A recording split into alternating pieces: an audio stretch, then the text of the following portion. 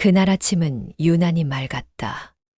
창밖으로 쏟아지는 햇살이 침대 시트 위에 부드럽게 내려앉았다. 지금의 회장은 과거 작은 무역회사를 운영하는 평범한 사업가 김태준. 그는 36의 나이에 겨우 사업의 기틀을 잡아가고 있었다. 아내 최수연은 부엌에서 아침을 준비하고 있었고 5살 난 아들 민준이는 거실에서 자동차 장난감을 굴리며 놀고 있었다. 오늘은 토요일. 태주는 오랜만에 일정을 비워두었다. 요즘 아들과 제대로 시간을 보내지 못했던 것이 마음에 걸렸다. 수연이 며칠 전 조심스럽게 말했다. 여보, 민준이가 요즘 아빠를 많이 그리워해요. 주말에 시간 좀 내줄 수 있어요. 그 말이 가슴을 찔렀다. 그래서 오늘은 특별히 놀이공원에 가기로 했다. 민준이는 아침부터 신이 나서 뛰어다녔다. 아빠 놀이공원 가는 거죠? 정말 가는 거죠? 민준이는 아빠의 다리를 붙잡고 물었다. 그 눈망울에는 기대감이 가득했다. 태주는 아들을 안아 올리며 웃었다. 그럼 아빠가 약속했잖아. 오늘은 우리 민준이랑 하루 종일 놀 거야. 뭐든지 다 타줄게. 민준이는 환호성을 지르며 팔을 번쩍 들었다. 그 모습이 얼마나 사랑스러웠는지 태주는 가슴이 벅차올랐다. 차를 타고 놀이공원으로 향하는 길. 민준이는 뒷좌석에서 계속 제잘거렸다. 아빠 저 회전목마 탈 거예요. 그리고 범퍼카도 타고 관람차도 타요. 수연은 조수석에서 미소를 지으며 남편을 바라봤다. 오랜만에 보는 편안한 남편의 얼굴이었다. 당신 얼굴 좀 봐. 얼마 만에 이렇게 여유 있는 표정이에요. 태주는 아내의 손을 잡았다. 미안해요. 요즘 너무 바빴죠. 오늘은 진짜 우리 가족만 생각할게요. 놀이공원 주차장은 이미 차들로 가득했다. 주말이라 가족 단위 방문객이 많았다. 민준이는 차에서 내리자마자 아빠 손을 꼭 잡고 뛰어갔다. 아빠 빨리빨리요. 저기 회전목마 보여요. 태주는 아들의 작은 손을 꼭 쥐고 걸었다. 그 손의 온기가 이렇게 소중한지 그때는 몰랐다. 입구에서 티켓을 끊고 안으로 들어갔다. 풍선들이 하늘을 수놓고 아이들의 웃음소리가 공원 가득 울려 퍼졌다. 민준이는 눈이 반짝이며 이것저것 구경했다. 먼저 회전목마를 탔다. 민준이는 하얀 말을 골랐고 태주는 그 옆에서 아들을 바라봤다. 음악이 흐르고 목마가 천천히 돌기 시작했다. 민준이는 손을 흔들며 말했다. 아빠 저 봐요. 제가 말을 타고 있어요. 그 웃음이 세상 무엇보다 소중했다. 수연은 사진을 찍으며 눈시울을 붉혔다. 다음은 범퍼카였다. 태준과 민준이는 한 대의 차에 함께 탔다. 민준이는 핸들을 잡고 신나게 웃었다. 아빠 제가 운전할래요. 보세요. 제 운전 솜씨. 태주는 아들의 어깨를 감싸며 함께 핸들을 잡았다. 다른 차와 부딪힐 때마다 민준이는 까르르 웃었다. 그 웃음소리가 아직도 귓가에 생생했다. 점심시간이 되었다. 푸드코트에서 햄버거와 감자튀김을 주문했다. 민준이는 케첩을 잔뜩 묻히며 먹었다. 입가에 케첩이 묻자 수연이 웃으며 닦아주었다. 우리 민준이는 먹을 때 제일 귀엽네. 민준이는 입을 크게 벌리며 과장된 표정으로 먹는 신용을 했다. 가족 모두 웃음을 터뜨렸다. 그 순간이 얼마나 평화로웠는지 그때는 몰랐다.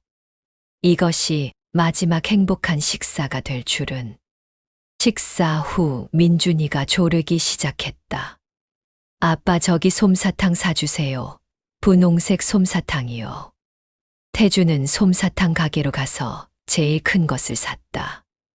민준이는 두 손으로 솜사탕을 받아들고 환하게 웃었다. 고마워요. 아빠 세상에서 제일 좋은 아빠. 그 말 한마디가 평생 가슴에 남을 줄 그때는 몰랐다. 오후 2시쯤이었다. 민준이는 솜사탕을 한 손에 들고 아빠 손을 잡고 걸었다. 다음은 관람차를 타기로 했다. 하지만 그 전에 태주는 갑자기 배가 아파왔다. 여보, 나 화장실 좀 다녀올게. 민준이 좀 봐줘. 수연은 쇼핑백을 정리하며 대답했다. 응, 빨리 다녀와요. 우리 여기서 기다릴게요. 태주는 서둘러 화장실로 향했다. 복통이 심해졌다. 아마 점심에 먹은 음식 때문인 것 같았다. 10분쯤 지나 화장실을 나왔다. 손을 씻고 거울을 봤다. 얼굴이 약간 창백했다. 빨리 나가야겠다고 생각했다. 가족이 기다리고 있으니까. 화장실에서 나와 원래 자리로 돌아왔지만 수연만 홀로 서 있었다. 수연의 얼굴은 창백했고 눈은 불안으로 가득 차 있었다. 민준이는 어디 있어? 태준이 물었다. 수연은 떨리는 목소리로 말했다. 민준이가 갑자기 없어졌어요. 방금까지 여기 있었는데 잠깐 한눈판 사이에. 태준의 심장이 멎는 것 같았다. 뭐라고 민준이가 없어졌다고 무슨 소리야? 수연은 울먹이며 말했다. 풍선 가게를 구경하다가 돌아보니까 없어진 거예요. 이름 부르면서 찾았는데 대답이 없어요. 태주는 주변을 둘러봤다. 사람들이 너무 많았다. 주말 오후 놀이공원은 인산인해였다. 민준아, 민준아. 태주는 아들의 이름을 부르며 뛰기 시작했다. 회전목마 쪽으로 갔다. 범퍼카 쪽으로 갔다. 아까 갔던 모든 곳을 다시 찾았다. 하지만 민준이는 어디에도 없었다. 수연도 울면서 이곳저곳을 헤맸다. 직원들에게 물었다. 분홍색 티셔츠에 청바지를 입은 5살 남자아이요. 솜사탕을 들고 있었어요. 하지만 아무도 보지 못했다고 했다. 방송을 요청했다. 놀이공원 스피커에서 안내 방송이 흘러나왔다. 미아 발생, 김민준 어린이를 찾습니다. 5살 남자아이, 분홍색 티셔츠, 청바지 착용. 보호자는 안내센터로 와주시기 바랍니다. 그 방송을 들으며 태주는 무릎이 꺾였다. 이게 현실인가 싶었다. 경찰에 신고했다. 순찰차가 출동했고 놀이공원 전체 수색이 시작되었다. CCTV를 확인했다. 민준이가 마지막으로 포착된 곳은 풍선 가게 근처였다. 그 이후로는 아무 흔적도 없었다. 너무 많은 사람들 사이에서 아이의 모습은 사라져버렸다. 시간이 흐를수록 불안은 공포로 변했다. 해가 기울기 시작했고 밤이 되었다. 민준이는 여전히 나타나지 않았다. 수연은 주저앉아 울었다. 태주는 정신없이 놀이공원 구석구석을 뒤졌다. 쓰레기통 뒤도 보고 화장실도 다시 확인하고 폐쇄된 놀이기구 주변도 다 뒤졌다. 밤 10시 놀이공원은 문을 닫았다. 경찰은 주변 수색을 확대하겠다고 했다. 혹시 유괴일 가능성도 배제할 수 없다고 말했다. 그 말에 태주는 정신이 아득해졌다. 유괴, 누가, 우리 민준이를 왜, 내 아들을. 그날 밤 집으로 돌아왔지만 잠을 잘 수 없었다. 민준이의 방문을 열었다. 정리된 장난감들, 침대 위에 놓인 곰인형, 베개에서 나는 아이 냄새. 모든 것이 그대로 있는데 아이만 없었다. 태주는 아들의 침대에 앉아 울었다. 미안하다, 민준아. 아빠가 미안하다. 아빠가 너를 지키지 못했다. 수연은 거실 소파에서 밤새 울었다. 당신 잘못이 아니에요. 내가 제대로 보지 못한 거예요. 내가 한눈 판 거예요. 하지만 태주는 자신을 용서할 수 없었다. 내가 화장실에 가지 말았어야 했어. 내가 더 빨리 나왔어야 했어. 그 몇 분만 더 조심했더라면. 다음 날 아침 뉴스에 민준이의 실종 소식이 보도되었다. 얼굴 사진이 화면에 나왔다. 제보를 요청하는 자막이 흘러갔다. 친척들이 모여들었고 친구들이 위로를 건넸다. 하지만 아무것도 위로가 되지 않았다. 민준이 없는 세상은 의미가 없었다. 일주일이 지나고 금세 한 달이 지나가 버렸다. 경찰은 최선을 다하고 있다고 했지만 단서는 없었다. 목격자도 없었다. 민준이는 그날 그렇게 세상에서 사라졌다. 태주는 사업을 제대로 돌보지 못했다. 회의 중에도 멍하니 앉아 있었다. 거래처와의 약속도 잊었다. 직원들은 걱정스러운 눈으로 그를 바라봤다. 수연과의 관계도 틀어지기 시작했다. 서로를 바라볼 수 없었다. 각자 죄책감에 짓눌려 있었다. 말수가 줄어들었고 집안은 냉랭해졌다. 민준이의 방문은 닫혀 있었고 아무도 그 방에 들어가지 못했다. 들어가면 너무 아파서 견딜 수 없었다. 석 달째 되던 날 태주는 민준이의 사진을 들고 아이의 얼굴을 한참 바라봤다. 천진난만하게 웃고 있는 아들의 모습. 그 웃음을 다시 볼 수 있을까? 그 목소리를 다시 들을 수 있을까? 품에 안을 수 있을까? 희망은 점점 사라져갔다. 그날 이후 태준의 인생은 멈췄다. 모든 것이 무너져 내렸고 세상은 색을 잃었다. 사업은 간신히 유지했지만 열정은 없었다. 그저 기계적으로 움직일 뿐이었다. 밤마다 술을 마셨다. 취해야 잠들 수 있었다. 깨어 있으면 민준이 생각뿐이었다. 아내와의 갈등 자체 그리고 죄책감만이 남을 뿐. 수연은 우울증 약을 먹기 시작했고 태주는 불면증에 시달렸다. 가족 사진은 모두 치워졌다. 볼 수 없었다. 너무 아팠다. 그날 이후 그의 인생은 단 한 번도 편안한 날이 없었다. 매일이 고통이었고 매일이 후회였다. 그리고 매일 밤 민준이를 불렀다. 미안하다, 민준아. 아빠가 너를 꼭 찾을게. 어디 있든 반드시 찾아낼게. 그 약속만을 가슴에 품고 하루하루를 버텼다.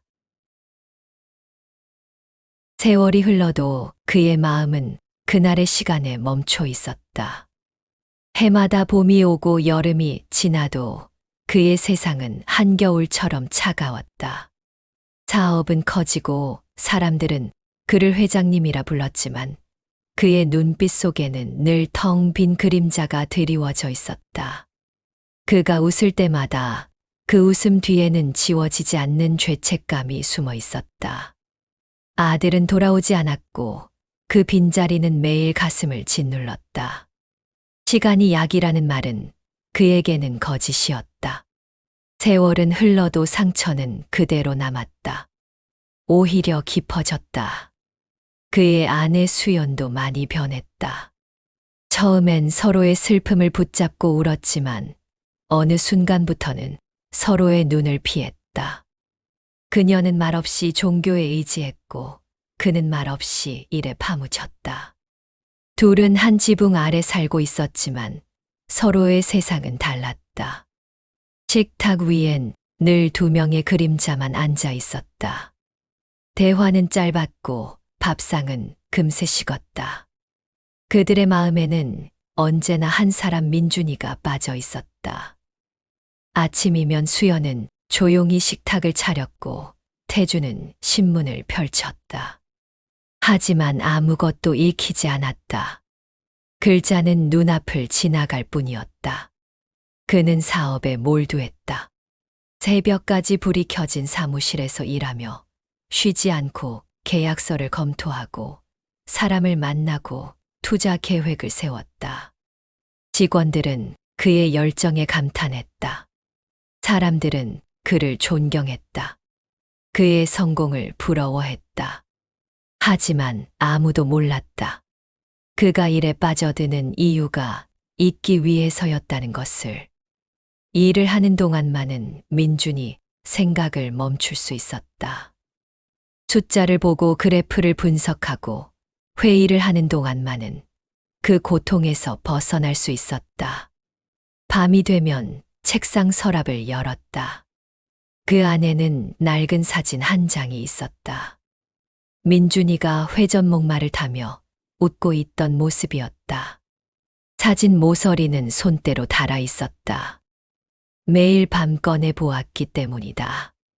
그는 조용히 사진을 꺼내어 바라보다 마치 그 안의 아이에게 속삭이듯 말했다.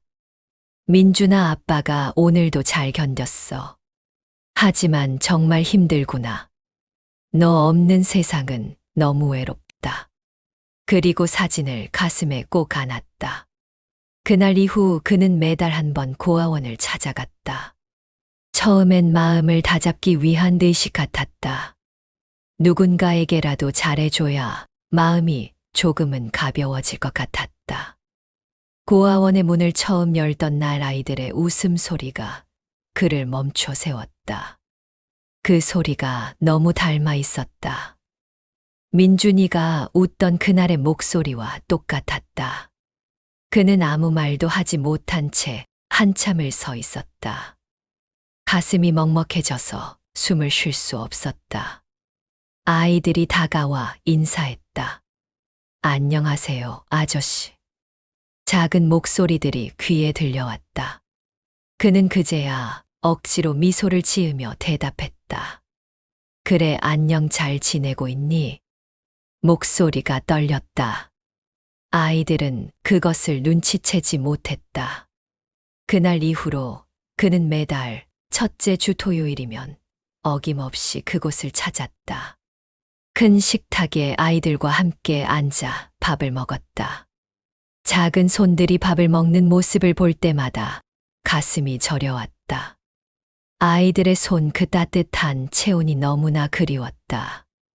어느 아이의 손을 잡으면 민준이의 손이 생각났다. 부드럽고 작았던 그 손을 언제 다시 잡을 수 있을까? 그는 아이들의 이름을 하나하나 기억했다. 지호야, 밥 더 먹어라. 소유라, 이거 맛있지? 민서가, 천천히 먹어, 체하겠다. 그는 아버지처럼 아이들을 챙겼다. 그 모습을 보는 원장은 감동했다.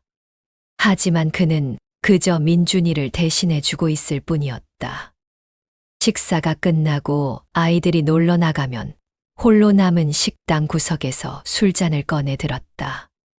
원장이 말렸지만 그는 고개를 저었다. 괜찮습니다. 이것이 저희 방식입니다. 술 한 모금이 목을 타고 넘어갈 때마다 그는 자신에게 말했다. 내가 그때만 조금 더 조심했더라면, 내가 잠깐만 더 빨리 나왔더라면, 내가 그날 화장실에 가지 않았더라면, 민준이는 지금 내 곁에 있을 텐데. 그는 자신을 매일같이 탓했다. 그 죄책감은 마치 낡은 그림자처럼 그를 따라다녔다. 아침에 눈을 뜨면 가장 먼저 드는 생각이 민준이었고, 밤에 잠들기 전 마지막 생각도 민준이었다. 잠을 자도 꿈속에서 민준이의 웃음이 들려왔다. 아빠, 아빠, 저기 봐요.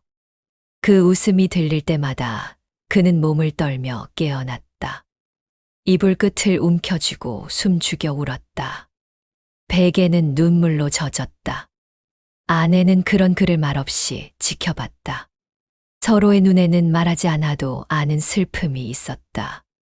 그녀도 매일 밤 울었다. 하지만 서로 앞에서는 강한 척했다. 무너지면 안 된다는 생각에 버텼다.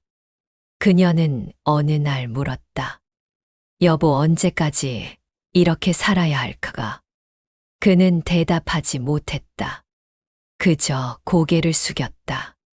그날만 아니었더라면 그 말 한마디가 입에서 흘러나왔다. 그녀는 조용히 눈물을 닦으며 말했다. 당신 탓 아니에요. 우리 둘 다 그날의 세상에 갇혀버린 거예요. 하지만 그는 그 말을 믿지 못했다. 자신의 잘못이라고 그렇게 믿어야 버틸 수 있었다. 그렇지 않으면 세상이 무너질 것 같았다. 누군가를 탓해야 했고 그 대상은 자기 자신이었다. 매일 밤 거울을 보며 말했다. 너 때문이야. 내가 제대로 지키지 못했어. 세상은 그를 존경했다. 언론에서는 그를 성공한 자수성가형 기업가라 불렀다. 신문에는 그의 인터뷰가 실렸다. 위기를 기회로 만든 경영 철학. 사람들은 그를 영웅처럼 추앙했다. 강연 요청이 쏟아졌고 그는 단상에 올라 성공 비결을 말했다. 하지만 아무도 몰랐다. 그의 마음속은 여전히 어린 아들을 잃은 아버지로 남아 있었다. 화려한 조명 뒤에 숨겨진 어둠을 그는 가끔 기자들에게 말했다. 인생에서 가장 큰 실패는 가족을 지키지 못한 겁니다. 그 말의 의미를 아무도 깊이 새기지 않았다. 사람들은 그저 겸손의 표현이라 생각했다. 멋진 말이라 칭찬했다. 하지만 그는 진심이었다. 모든 성공이 무의미했다. 아들 없는 성공은 텅 빈 메아리 같았다. 어느 날 고아원의 원장이 그에게 물었다. 회장님, 이렇게 오랫동안 봉사를 하시는 이유가 있습니까? 그는 한참 침묵하다가 말했다. 잃어버린 약속이 있어서요. 제가 지키지 못한 약속을 이제라도 누군가에게 지켜주고 싶습니다. 원장은 그 말의 무게를 느꼈다. 더 이상 묻지 않았다. 그날 저녁 그는 아이들과 함께 저녁 식사를 마치고 마당에 서서 하늘을 올려다봤다. 푸른 어둠 속에서 별 하나가 반짝이고 있었다. 그는 조용히 중얼거렸다. 민준아, 보고 있니? 아빠는 아직도 너를 기다리고 있어. 언젠가는 너를 다시 만날 수 있을 거라 믿어. 그리고 한참을 그렇게 서 있었다. 별빛이 그의 눈물 위로 스며들었고 차가운 밤 공기가 뺨을 스쳤지만 그는 움직이지 않았다. 그는 오늘도 그날의 시간 속을 살아가고 있었다. 성공도 명예도 그에게는 아무 의미가 없었다. 그에게 남은 건 한 아이를 향한 그리움과 그날의 후회뿐이었다. 그날은 평소보다 하늘이 맑았다. 창밖으로 부드러운 햇살이 들어오고 회장은 커피를 한 모금 마신 뒤 서류를 덮었다. 그의 눈에는 여전히 세월의 피로가 묻어 있었지만 오늘은 어쩐지 조금 다르게 느껴졌다. 비서가 조심스레 다가와 말했다. 회장님, 오늘부터 새 운전기사가 출근했습니다. 회장은 고개를 들며 물었다. 그래요, 어떤 청년입니까? 비서는 웃으며 대답했다. 예의 바르고 성실한 사람입니다. 아직 젊지만 책임감이 강합니다. 잠시 후 문이 열리고 한 청년이 들어왔다. 단정한 검은 슈트를 입고 고개를 숙여 인사했다. 그의 이름은 이준호였다. 회장은 천천히 그를 바라보았다. 그 순간 묘한 감정이 스쳤다. 이상하게도 낯설지가 않았다. 어디선가 본 듯한 눈빛. 가슴 깊은 곳이 따뜻해지는 느낌이었다. 그는 손을 내밀며 말했다. 잘 부탁합니다, 회장님. 회장은 미소를 지으며 악수를 받았다. 그래요, 성실하게 해봅시다. 악수하는 순간, 회장은 그의 손이 따뜻하다고 느꼈다. 마치 오래전 품었던 작은 손의 온기 같았다. 그날 이후 준호는 회장의 곁에서 일을 시작했다. 그의 운전은 조심스럽고 정확했다. 말수가 적었고 표정은 항상 차분했다. 비서실 직원들은 금세 그를 신뢰하게 됐다. 매일 아침 출근길. 준호는 차를 세우고 문을 열며 말했다. 회장님 조심히 타십시오. 회장은 고개를 끄덕이며 대답했다. 고맙네. 짧은 인사 한마디였지만 그 안에는 진심이 느껴졌다. 회장은 이유를 알 수 없었다. 하지만 그 청년이 곁에 있으면 이상하게 마음이 편안했다. 하루는 업무를 마치고 저녁 무렵 회사 정원을 걷던 중 회장은 준호에게 물었다. 요즘 일은 힘들지 않나? 준호는 미소를 지었다. 아닙니다. 회장님 이렇게 일할 수 있다는 게 감사할 뿐입니다. 회장님 같은 분을 모실 수 있어서 영광입니다. 그 말투는 담백했고 그 웃음에는 따뜻함이 있었다. 회장은 그 얼굴을 바라보다 가슴이 저렸다. 그 웃음이 너무나 닮아 있었다. 잃어버린 아들의 웃음과 그날 밤, 회장은 집무실 창가에 앉아 생각에 잠겼다. 그 청년의 눈빛을 보면 이상하게 오래전 기억이 떠올랐다. 그때 품에 안았던 작은 아이, 회전 목마를 타며 웃던 아이, 그 웃음과 너무 닮아 있었다. 회장은 서랍을 열어 낡은 사진을 꺼냈다. 사진 속 민준이의 눈과 준호의 눈이 겹쳐 보였다. 며칠 후 출장 준비가 있었다. 준호는 전날 밤에도 차량 점검을 세심히 마쳤다. 타이어 공기압, 연료량, 엔진 오일까지 하나도 빠뜨리지 않았다. 회장은 그런 모습을 보며 생각했다. 요즘 보기 드문 청년이야. 진심이 느껴지는 사람이지. 출장 당일, 이른 아침 햇살이 도로를 비췄다. 차 안에는 잔잔한 클래식 음악이 흘렀다. 회장은 창밖을 바라보다가 조용히 물었다. 자네는 고향이 어디인가? 준호는 잠시 웃으며 말했다. 저는 고향이 없습니다, 회장님. 고아원에서 자랐습니다. 그 말 한마디가 회장의 가슴을 멈추게 했다. 고아원이라는 단어가 마음을 찔렀다. 회장은 떨리는 목소리로 말했다. 그래서 그런가, 자네 눈빛이 참 깊구먼. 준호는 조용히 미소 지었다. 저는요, 어릴 때 이런 생각을 했습니다. 언젠가 가족을 만들 수 있다면 따뜻한 밥 냄새가 나는 집을 만들고 싶다고요. 그게 제 꿈입니다. 회장은 아무 말 없이 고개를 끄덕였다. 가족이라는 단어가 아직도 그의 가슴을 무겁게 했다.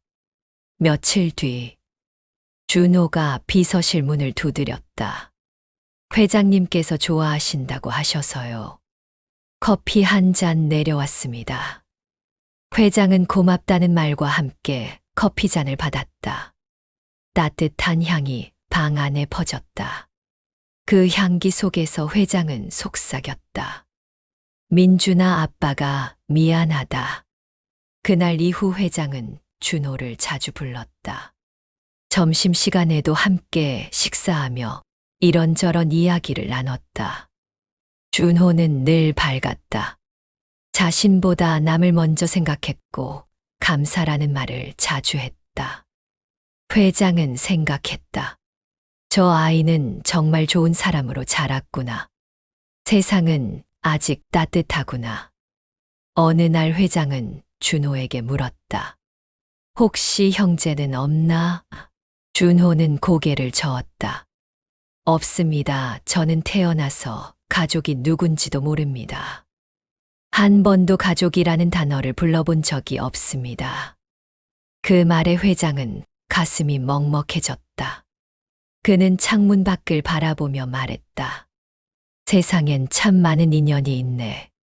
어쩌면 잃어버린 것도 돌아올 길이 있는 걸지도 모르지. 준호는 그 말이 무슨 뜻인지 몰랐지만 회장의 눈빛에서 묘한 슬픔을 느꼈다. 어느 저녁 비가 내리던 날이었다. 준호는 회장을 집까지 모셨다. 차 안에는 빗방울이 유리창을 두드리는 소리만 들렸다. 회장은 조용히 말했다. 준호 씨 자네를 보고 있으면 마음이 따뜻해지네. 마치 오래전 누군가를 다시 만난 것 같네. 준호는 미소를 지었다. 저야말로 회장님을 모실 수 있어서 감사드립니다. 회장님은 제게 처음으로 따뜻한 어른이세요. 그 말에 회장은 눈시울이 붉어졌다. 그의 손끝이 떨렸다. 회장은 말했다. 준호 씨, 혹시 자네 부모님이 살아계신다면 자네를 참 자랑스러워 하실 거야. 준호는 잠시 침묵했다. 저도 그렇게 믿고 싶습니다.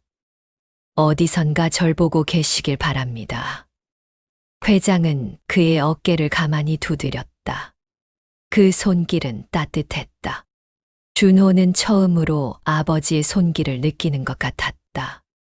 그날 밤, 회장은 잠을 이루지 못했다. 오래전 잃어버린 아들 민준이, 그 아이가 지금 살아있다면 아마 저런 나이쯤 되었을까. 그는 오랜만에 마음 깊은 곳에서 한 줄기 희망을 느꼈다. 다음 날 아침, 회장은 아내 수연에게 말했다. 여보, 오늘 새로 온 운전기사를 봤는데 이상하게 마음이 끌려요. 수연은 남편의 눈을 바라보며 물었다. 어떤 점이요? 회장은 말했다. 눈빛이 민준이를 닮았어요. 수연은 남편의 말에 대수롭지 않게 웃어 넘겼다. 그 다음 주말, 회장과 준호는 함께 고아원으로 봉사활동을 갔다. 아이들이 뛰어놀고 있었다. 회장은 오랜만에 미소를 지었다. 준호는 아이들과 금세 어울렸다. 같이 밥을 먹고 같이 웃었다. 한 아이가 물었다. 형아는 부모님 있어요? 준호는 웃으며 말했다. 아니야, 하지만 형아에겐 너희가 있잖아. 그 모습을 보며 회장은 눈시울이 뜨거워졌다. 따뜻하면서도 아픈 감정이 밀려왔다. 식사 후 회장은 준호에게 말했다. 자네는 참 좋은 사람일세. 어떻게 그렇게 따뜻할 수 있나? 준호는 웃으며 대답했다. 회장님 덕분입니다. 회장님이 저를 이렇게 대해 주시니까요. 회장은 그의 손을 꼭 잡았다. 그 손은 따뜻했다. 그리고 속삭였다. 고맙네. 정말 고맙네. 그날 저녁, 하늘은 붉게 물들고 있었다. 회장은 준호와 나란히 서서 말했다. 민준아, 오늘따라 내가 더 보고 싶구나. 준호는 그 말을 듣지 못했지만 회장의 옆에서 같은 하늘을 바라보고 있었다. 이날 이후 회장은 준호를 아들처럼 대했다. 작은 선물을 챙겨주고 식사 자리에서는 늘 함께했다. 감기에 걸리면 약을 사주고 피곤해 보이면 일찍 퇴근시켰다. 비서실 사람들은 속삭였다. 회장님이 저 청년을 참 아끼시네. 마치 친아들 같아. 회장은 아무 대답도 하지 않았다. 하지만 마음속 깊은 곳에서는 이미 오래전부터 알 수 없는 감정이 자라나고 있었다. 그날 밤, 집무실 불빛 아래 회장은 준호가 내린 커피를 마시며 혼잣말했다. 민준아, 혹시 너는 이런 청년이 되었을까? 어디선가 이렇게 나를 보고 있을까? 그는 하늘을 바라보았다. 그리고 눈을 감았다. 잠시 후 미소를 지었다. 오랜 세월 동안 그의 마음은 차가웠다. 하지만 지금은 따뜻했다. 그날의 감정은 아주 오래 잊고 있던 삶의 온기였다. 회장은 속삭였다. 고맙네. 자네가 내 곁에 와줘서 정말 고맙네. 그 청년의 이름은 이준호였다. 그는 세상에 의지할 곳 하나 없는 고아였다. 태어난 곳도 부모의 얼굴도 알지 못했다. 그의 어린 시절은 늘 고독했고 외로움은 그의 친구였다. 5살 무렵 그는 길가에서 발견되었다. 정신적인 충격이 컸었는지 말을 하지 못했고 이름도 몰랐다. 경찰은 그를 고아원으로 데려갔고 그곳에서 그는 새로운 이름을 얻었다. 이준호라는 이름을. 하지만 그 이름 뒤에는 아무런 이야기도 없었다. 밤마다 그는 혼자 울었다. 다른 아이들이 잠든 사이 그는 천장을 바라보며 생각했다. 내 부모님은 어디 계실까? 왜 나를 버렸을까? 내가 잘못해서일까? 어린 마음에는 늘 그 질문이 맴돌았다. 하지만 아침이 오면 그는 또 웃었다.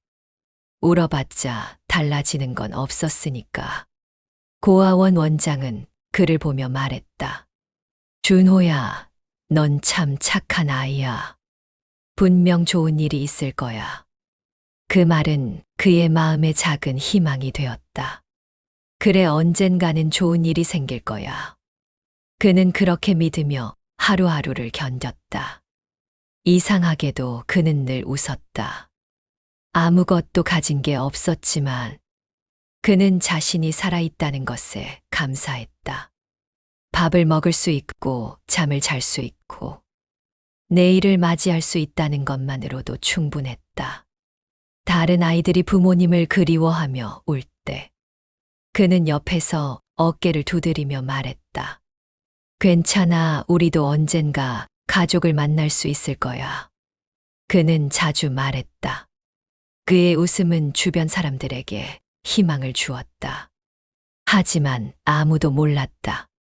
그 웃음 뒤에 숨겨진 외로움을, 밤마다 베개를 적시는 눈물을. 어린 시절 그는 자신보다 어린 아이들의 손을 잡아주며 말했다. 괜찮아, 우리도 언젠가 가족을 갖게 될 거야. 그 말에 아이들은 고개를 끄덕였다. 준호는 그 미소 속에서 삶의 이유를 찾았다. 누군가에게 위로가 될 수 있다면 그것만으로도 자신의 존재가 의미 있다고 느꼈다. 청소년이 되어 사회로 나왔을 때 세상은 그에게 그리 따뜻하지 않았다. 처음엔 아무도 그를 믿어주지 않았다. 고아 출신이라는 이유만으로 문턱은 높았다. 면접 때마다 담당자들은 그의 이력서를 보며 말했다. 보호자란이 비어있네. 연고지는. 준호는 고개를 숙이며 말했다. 없습니다. 하지만 열심히 하겠습니다. 그 말에도 문은 닫혔다. 1번, 2번, 10번, 20번. 하지만 그는 포기하지 않았다. 낮에는 공장에서 일하고 밤에는 택배를 하며 학비를 벌었다. 손은 거칠어지고 몸은 지쳤다. 잠을 제대로 자지 못해도 그는 늘 말했다. 그래도 감사해요. 오늘도 일할 수 있으니까요. 일을 마치고 돌아오는 길. 그는 편의점에서 삼각김밥 하나를 사들고 좁은 원룸에 들어갔다.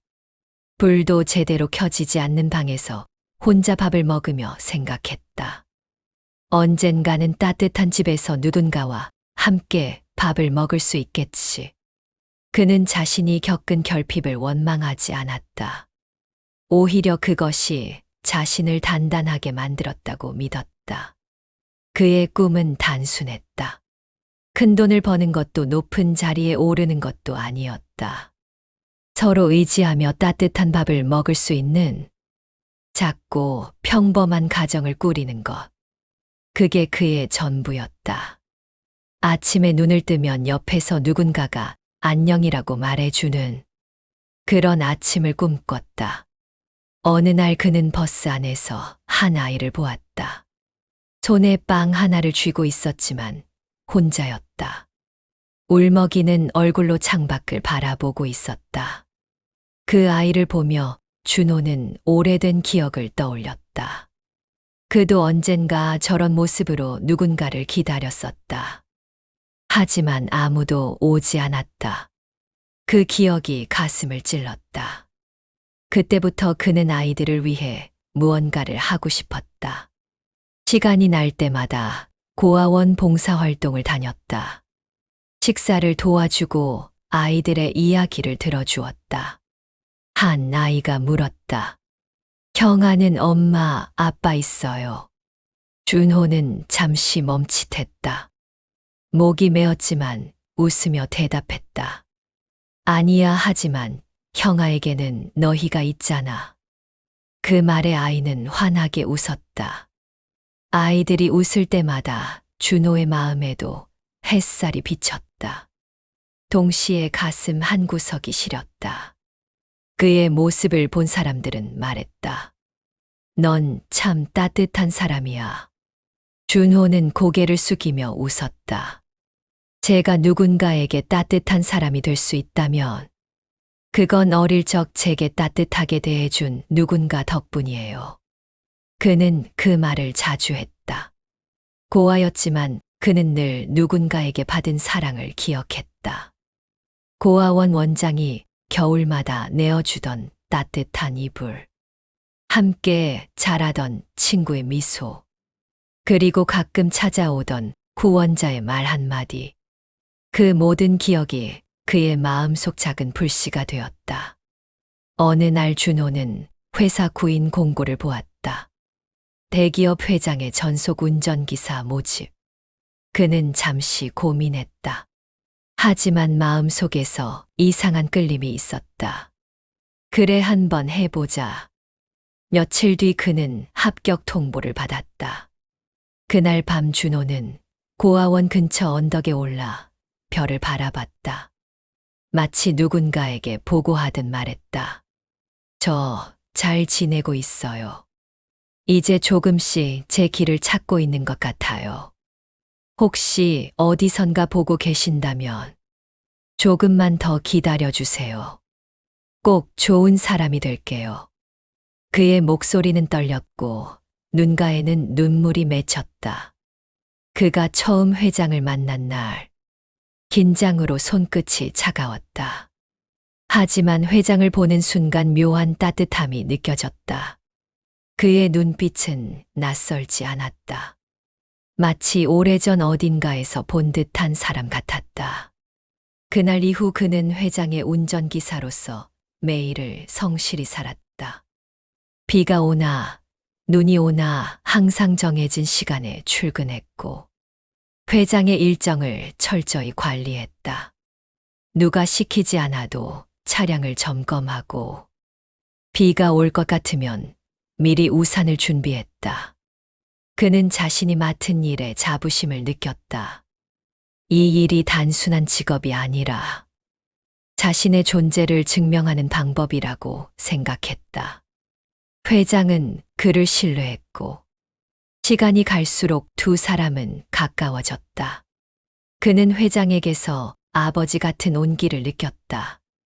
언제나 따뜻하게 말을 건네주었고 무언가 잘못되어도 화내지 않았다. 대신 조용히 격려해 주었다. 그는 그 마음이 고마워서 밤마다 일기를 썼다. 오늘 회장님이 내게 커피를 한 잔 건네주셨다. 그 한마디가 참 따뜻했다. 세상에는 아직도 좋은 어른이 있구나. 언젠가 나도 그런 어른이 되고 싶다. 그의 일기는 늘 감사로 시작해서 감사로 끝났다. 비록 부모는 없었지만 그에게는 세상이 주는 작은 기쁨이 있었다. 길가의 벚꽃, 회사 앞 자판기 커피의 향, 아이들의 웃음소리, 그리고 회장의 따뜻한 말 한마디. 그는 그런 순간들이 삶을 견디게 해주는 이유라고 믿었다. 하지만 때때로 밤이 되면 외로움이 몰려왔다. 아무도 없는 방에서 혼자 누워 천장을 바라보며 생각했다. 나는 누구일까? 내 부모님은 어떤 사람이었을까? 나를 사랑했을까? 그 질문에는 답이 없었다. 그저 눈물만 흘렀다. 하지만 아침이 오면 그는 또 웃으며 일어났다. 오늘도 누군가는 나를 필요로 하니까. 회장은 그 청년을 가족처럼 아꼈다. 식사 자리마다 함께했고 때로는 아버지처럼 충고도 건넸다. 그러나 그건 단순한 배려가 아니었다. 회장은 그 청년을 볼 때마다 가슴 한구석이 먹먹해졌다. 마치 오래전 잃어버린 무언가를 되찾은 듯한 기분이었다. 그의 곁에는 언제나 준호가 있었다. 업무 중에도 출장 중에도 퇴근길에도. 회장은 그를 신뢰했다. 아니, 신뢰를 넘어선 무언가였다. 준호의 작은 습관 하나하나가 회장의 마음을 흔들었다. 커피를 탈 때 왼손으로 잔을 잡는 모습. 생각에 잠길 때 오른쪽 눈썹을 살짝 올리는 버릇. 그 모든 것이 낯설지 않았다.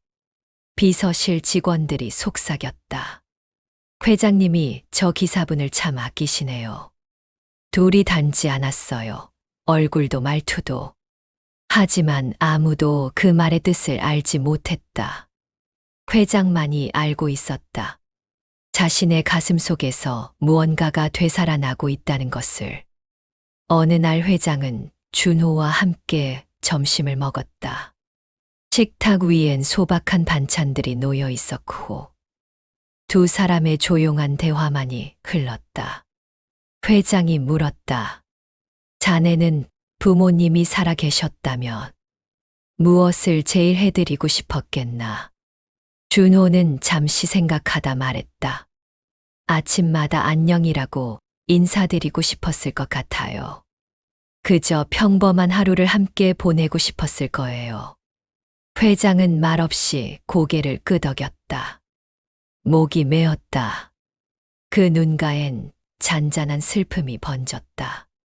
그날 밤 회장은 혼자 남아 준호의 말을 되새겼다. 평범한 하루를 함께. 자신도 아들에게 그것을 주지 못했다. 단 하루도.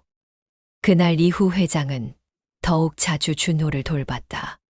감기에 걸리면 약을 챙겨주고 점심을 거르면 함께 식사를 권했다. 어느 날 준호가 작은 상처를 입자 회장은 직접 밴드를 붙여주었다. 손끝이 떨렸다. 마치 어린 아들을 돌보듯 조심스럽고 따뜻했다. 준호 역시 회장을 존경했다. 그가 보여준 배려는 세상 어디에서도 받아보지 못한 따뜻함이었다. 그는 일기장에 썼다. 회장님은 내게 가족 같은 분이다. 그의 말 한마디는 나를 다시 일으켜 세운다. 시간이 지날수록 두 사람의 관계는 깊어졌다. 말하지 않아도 통하는 순간들이 있었다. 출장길에 함께 차를 타고 가며 라디오에서 옛 노래가 흘러나왔다. 회장은 문득 속삭였다. 이 노래 우리 아들이 참 좋아했는데.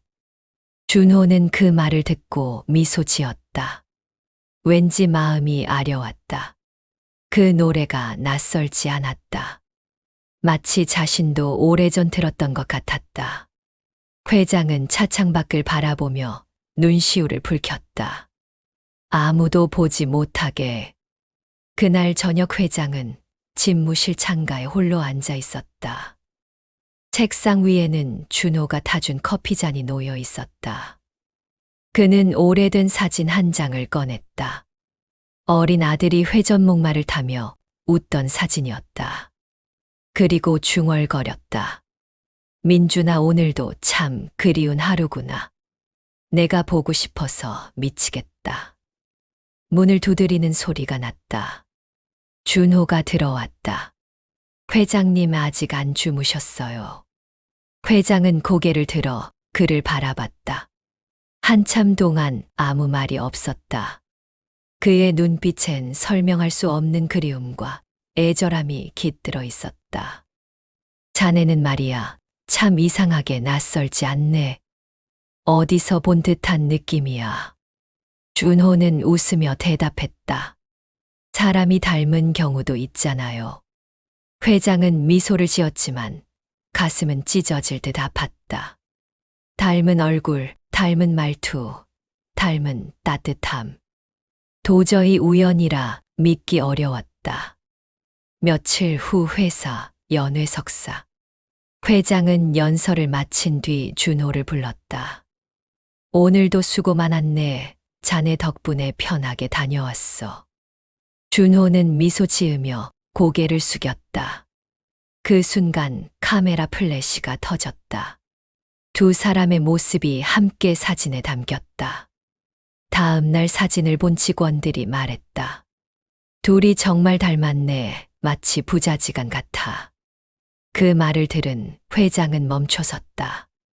가슴이 쿵 내려앉았다. 부자지간, 그 단어가 오래된 상처를 후벼 팠다. 회장은 조용히 미소 지었지만 가슴 속에서는 눈물이 터져 나오고 있었다. 그날 밤 회장은 집으로 돌아와 오래된 상자를 꺼냈다. 그 안에는 잃어버린 아들의 유품들이 있었다. 작은 운동화 한 켤레, 어린이용 시계, 그리고 이름표 김민줄. 그는 손끝으로 그 이름을 쓰다듬었다. 눈물이 뚝뚝 떨어졌다. 민준아, 아빠가 너무 보고 싶구나. 혹시 정말 그럴 수 있을까? 다음 날 회장은 조용히 비서에게 말했다. 준호 씨의 인사 기록 좀 가져오게. 비서는 의아해했지만 따랐다. 회장은 떨리는 손으로 파일을 열었다. 출생지 미상, 보호자 없음, 고아원 출신. 그 순간 그의 눈에서 눈물이 흘렀다. 사진을 꺼내 비교했다. 민준의 어린 시절과 준호의 얼굴. 닮았다, 너무나 닮았다. 회장은 의자에 주저앉았다. 숨을 쉴 수가 없었다. 기억 속에서 아이의 웃음소리가 들려왔다. 아빠, 나 여기 있어요. 그날 이후 회장은 매일 준호를 애틋하게 바라보았다. 그의 말투 하나하나, 행동 하나하나, 모든 것이 민준이었다. 그러나 그는 말할 수 없었다. 만약 아니라면, 만약 자신의 착각이라면 그 아이에게 상처를 줄 수는 없었다. 밤이 깊어질수록 회장은 괴로워졌다. 만약 저 아이가 정말 내 아들이라면. 회장은 떨리는 목소리로 중얼거렸다. 난 어떤 얼굴로, 어떤 자격으로 그를 안아줄 수 있을까? 내가 잃어버린 아이를. 창밖엔 달빛이 쏟아졌다. 회장은 준호의 사진을 가슴에 꼭 안았다.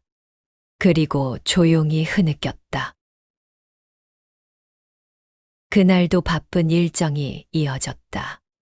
아침부터 회의가 끝없이 이어졌고 회장은 피곤한 기색을 감추지 못했다. 하지만 그는 언제나처럼 단정한 모습으로 의자에 앉아 있었다. 그의 곁엔 언제나처럼 준호가 있었다. 준호는 서류를 정리하며 말했다. 회장님, 오늘은 본사 미팅이 있습니다.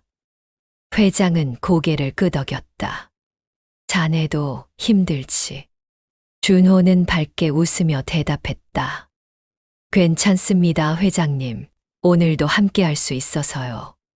그 짧은 대답 속에는 진심이 담겨 있었다. 회장은 그 말을 듣고 잠시 미소를 지었다. 이상하게도 그날따라 마음이 따뜻했다. 창밖의 햇살이 유난히 부드러웠고 차 안에는 잔잔한 음악이 흘렀다.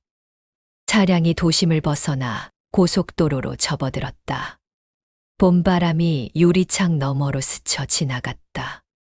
회장은 창밖을 바라보며 조용히 말했다. 자네는 참 성실해. 그 한마디에 준호는 미소 지었다. 감사합니다, 회장님. 그렇게 평온한 시간이 흘렀다. 하지만 그 평온은 오래가지 않았다. 멀리서 경적 소리가 들려왔다. 순식간에 시간이 느려졌다. 신호를 무시한 차량이 정면으로 돌진해왔다. 준호는 급히 핸들을 꺾었지만 이미 늦었다. 커다란 충돌음이 공기를 갈랐다. 차량은 도로 옆으로 밀려나며 전복되었다. 쇠가 찢어지는 소리와 함께 모든 것이 멈췄다. 세상은 순식간에 정적 속으로 가라앉았다. 회장은 머리를 부딪히며 의식을 잃었다. 운전석 유리에는 피가 튀었다. 준호의 이마에서도 피가 흘러내렸다. 그는 힘겹게 손을 뻗었다. 회장님, 회장님 정신 차리세요. 목소리가 떨렸다. 눈이 제대로 보이지 않았다. 피로 번진 시야 속에서 회장의 얼굴이 희미하게 보였다. 준호는 마지막 힘을 다해 몸을 움직였다. 회장의 어깨를 흔들며 절규했다. 회장님 제발 정신 차리세요. 그 외침은 울음 섞인 절규였다. 멀리서 사이렌 소리가 들려오기 시작했다. 그 소리는 점점 가까워졌다. 그러나 준호의 귀에는 모든 소리가 멀게만 들렸다. 피가 손끝에서 미끄러지고 시야는 점점 어두워졌다. 그의 입술이 떨렸다. 제발 아무 일 없으셔야 해요. 회장님 제발요. 시간은 느리게 흘렀다. 차량 내부는 파손된 철과 유리 조각들로 가득했다. 엔진에서 하얀 연기가 피어올랐다. 회장의 손이 미세하게 움직였다. 하지만 다시 고요가 찾아왔다. 준호는 온몸의 통증을 참고 말했다. 괜찮아요. 회장님 곧 구조대가 올 거예요. 그는 고통 속에서도 회장을 감싸 안았다. 마치 어린 시절 꿈에서 그리던 가족의 품처럼. 한 손으로 회장의 머리를 받쳐들며 조용히 중얼거렸다. 제발 버텨주세요. 저 아직 드릴 말씀이 있어요. 그의 목소리는 점점 작아졌다. 눈앞이 희미해졌다. 멀리서 붉은 불빛이 번쩍였다. 구급차의 경광등이 어둠을 뚫고 다가왔다. 구조대가 도착했을 때 준호는 이미 의식을 잃어 있었다.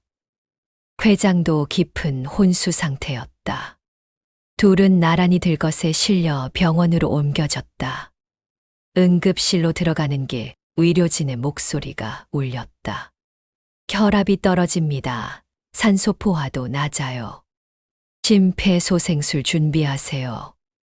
그 말들 사이로 시간은 더디게 흘렀다. 회장은 꿈속에서 아들을 보았다. 어린 시절 민준이 웃으며 손을 흔들었다. 아빠, 나 여기 있어요. 그의 목소리가 바람처럼 들려왔다. 회장은 눈을 뜨려 했지만 눈꺼풀이 너무 무거웠다. 준호 역시 의식 저편에서 희미한 빛을 보았다. 그곳엔 자신을 바라보는 한 남자가 있었다. 익숙한 눈빛이었다. 어릴 적 꿈에서 보던 그 얼굴. 그는 속삭였다. 아버지. 하지만 목소리는 입 밖으로 새어나오지 않았다. 심전도의 소리가 불안하게 흔들렸다. 삐 소리가 간헐적으로 이어졌다. 의료진이 다급하게 움직였다. 수술실 문이 닫히며 붉은 불빛이 켜졌다. 밖에서는 비서가 눈물을 훔치며 서 있었다. 회사 임원들은 서로 말없이 서 있었다. 병원 복도는 차가운 공기와 침묵으로 가득했다. 그때 갑자기 수술실 문이 열리고 간호사가 외쳤다. 환자 의식 돌아옵니다. 모두의 시선이 안으로 향했다. 회장의 손끝이 미세하게 떨렸다. 그는 힘겹게 눈을 떴다. 희미한 빛 속에서 의료진의 얼굴이 보였다. 그리고 그 너머로 들것에 실려 옆에 누워있는 준호의 모습이 보였다. 회장은 손을 뻗으려 했다. 하지만 팔이 움직이지 않았다. 목소리가 나오지 않았다. 그는 속으로 울부짖었다. 제발 그 아이만 살려주세요. 그 아이는 아직 젊어요. 아직 살아야 할 날이 많아요. 눈가에서 눈물이 흘렀다. 의사들은 빠르게 움직였다. 산소 마스크와 심장 충격기의 불빛이 번쩍였다. 한 번, 두 번, 세 번. 심전도의 곡선이 흔들리다 다시 이어졌다. 그날 밤 병원은 긴 어둠 속에 잠겼다. 창밖에는 비가 내렸다. 그 빗소리가 마치 누군가의 울음 같았다. 며칠 뒤 병원. 회장은 위독했다. 의료진은 숨죽인 채 응급실 안으로 갔다. 심장박동은 불안하게 흔들렸고 모니터에 뜨는 수치가 점점 낮아졌다. 의사들의 목소리가 다급하게 오갔다. 수혈이 필요합니다. 혈액형은 RH 음성형입니다. 그 말에 모두의 얼굴이 굳어졌다. 그 희귀한 혈액형을 찾는 건 거의 불가능했다. 간호사는 연신 전화를 걸었다. 혈액은행에도 없다고 했다. 시간이 없었다. 회장의 얼굴은 점점 창백해져 갔다. 산소 마스크 너머로 숨소리가 약해졌다. 그 순간 복도에서 발소리가 들려왔다. 그는 기사 이준호였다. 옷은 아직 피로 얼룩져 있었지만 눈빛은 단단했다. 의사가 다가와 물었다. 혹시 혈액형이 어떻게 되시죠? 준호는 잠시 숨을 고르더니 말했다. 저도 RH 음성형입니다. 의사들의 눈이 커졌다. 그 순간 공기가 멈춘 듯 했다. 준호는 망설이지 않았다. 제 피를 써주세요. 회장님을 꼭 살려주세요. 의사는 경고했다. 지금 상태에서 헌혈은 위험합니다. 당신도 큰 부상이에요. 하지만 준호는 고개를 저었다. 괜찮습니다. 저는 살 수 있습니다. 하지만 회장님은 지금 제 피가 필요해요. 그의 목소리는 단호했고 진심이었다. 간호사들이 급히 헌혈 준비를 했다. 긴 천이 깔린 침대 위에서 준호는 팔을 내밀었다. 피가 천천히 흘러들어갔다. 붉은 생명이 흘러가는 그 순간 주변은 숨을 죽였다. 회장의 수액 라인에 피가 이어졌다. 그 붉은색이 점점 회장의 팔을 타고 올라갔다. 그의 얼굴에 희미한 생기가 돌았다. 의료진이 외쳤다. 혈압이 돌아옵니다. 심박수가 안정됩니다. 그 순간 모두의 얼굴에 안도와 눈물이 번졌다. 간호사는 눈을 떼지 못했다. 그 붉은 선 하나가 두 사람을 이어주고 있었다. 하나는 생명을 주는 손, 하나는 생명을 되찾는 손이었다. 준호는 점점 눈이 감겼다. 피로가 몰려왔지만 마음은 고요했다. 그는 속으로 중얼거렸다. 회장님, 꼭 살아주세요. 저 아직 할 일이 많아요. 시간이 지나고 응급실 문이 열렸다. 의료진이 나왔다. 수술은 성공했습니다. 그 한마디의 복도는 울음으로 가득 찼다. 비서가 두 손으로 얼굴을 가렸다. 눈물이 흘러내렸다. 그날 밤 병원 복도에는 고요한 정적이 흘렀다. 창밖에는 비가 내리고 있었다. 회장의 병실엔 희미한 불빛이 깜박였다. 침대 곁에는 여전히 준호가 있었다. 그는 지쳐 쓰러진 듯 의자에 앉아 있었다. 피로 물든 붕대가 아직 팔에 감겨 있었다. 의료진은 조용히 말했다. 이 청년이 아니었으면 회장은 지금 없었을 겁니다. 정말 기적 같은 일입니다. 비서가 중얼거렸다. 두 사람은 정말 인연인가 봅니다. 그로부터 몇 시간이 지나 회장은 천천히 눈을 떴다. 희미한 조명이 시야에 들어왔다. 그는 천장을 바라보다가 고개를 돌렸다. 옆에 앉은 청년이 보였다. 팔에는 붕대가 감겨 있고 고개를 숙인 채 잠들어 있었다. 회장은 천천히 손을 뻗었다. 그 손끝이 청년의 손등에 닿았다. 따뜻했다. 그 온기 속에서 눈물이 흘러내렸다. 그는 속으로 중얼거렸다. 민준아, 내가 나에게 이런 인연을 보낸 거니. 그 순간 준호가 깨어났다. 회장님 의식이 돌아오셨습니까? 그의 눈에는 피곤함보다 기쁨이 먼저 담겨 있었다. 회장은 힘겹게 미소를 지었다. 고맙네, 자네 덕분이야. 준호는 고개를 저었다. 아닙니다, 회장님. 살아주셔서 감사합니다. 그 말이 끝나자 회장은 눈을 감았다. 가슴이 벅차올랐다. 그는 느꼈다. 이건 단순한 우연이 아니었다. 이건 운명이었다. 병원 관계자들은 나중에 말했다. 희귀혈액형이 이렇게 맞을 확률은 거의 없다고. 수많은 사람 중 두 사람은 같은 피를 나누고 있었다. 며칠 뒤 회장은 완전히 깨어났다. 그는 병실 창가에서 밖을 바라보았다. 햇살이 따뜻하게 비추고 창문 밖엔 새 한 마리가 날고 있었다. 그의 곁에는 준호가 있었다. 회장은 조용히 말했다. 자네 덕분에 내가 다시 살았네. 준호는 웃으며 대답했다. 제가 아니라 피가 도왔습니다. 우리 둘 다 같은 피를 가지고 있었잖아요. 그 말에 회장은 한동안 말을 잊지 못했다. 그는 준호의 얼굴을 바라보았다. 닮았다, 너무나 닮았다. 그의 눈빛, 그 미소, 그 따뜻함. 모든 것이 그날 잃어버린 아들을 떠올리게 했다. 회장은 떨리는 손으로 준호의 손을 잡았다. 자네는 내게 너무 소중한 사람이야. 그 말 한마디에 준호의 눈가가 붉어졌다. 저도 회장님이 그렇습니다. 회장 집무실. 회장은 서류를 보고 있고 비서실장이 조심스럽게 들어온다. 회장님, 말씀드릴 게 있습니다.